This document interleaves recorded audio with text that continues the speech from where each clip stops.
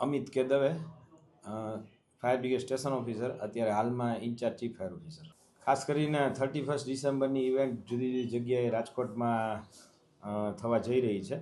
તો હાલ અમારા રજિસ્ટરે 4 અરજીઓ ઇન્વર્ટ થઈ છે અને આજે છેલ્લા દિવસો છે એટલે કદાચ આજે પણ બીજી અરજીઓ આવે તો અમે એને ટેમ્પરરી એનઓસી આપી અને ઇન્સ્પેક્શન કરાવી અને એમના ચાર્જિસ જે ભરવાના હોય છે એ ચાર્જિસ ભરાવી અને સત્વરે આજે સાંજ સુધીમાં અમે બધા લોકોને ફાયર એનઓસી મળી જાય એવી ત્વરિત કાર્યવાહી હાથ.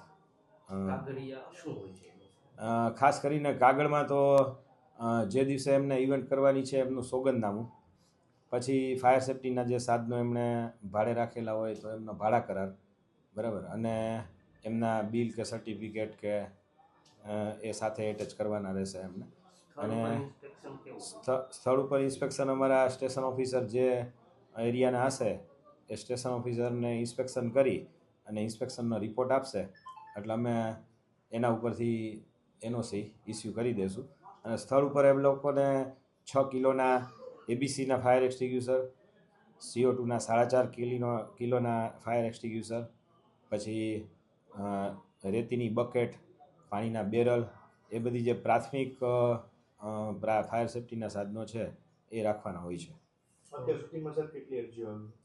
અત્યાર સુધીમાં 4 અરજીઓ આવેલી છે અને બીજા આજે કદાચ આવે એવું દેખાય છે.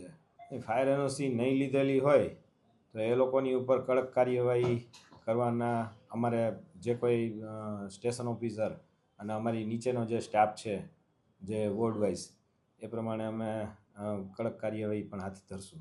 હા, આયોજન થતા હોય એ લોકો જે ફાયર એનઓસી માગે છે એમનું અમે પહેલેથી જ ચેકિંગ કરી અને પછી જ એનઓસી ઇસ્યુ કરીએ છીએ.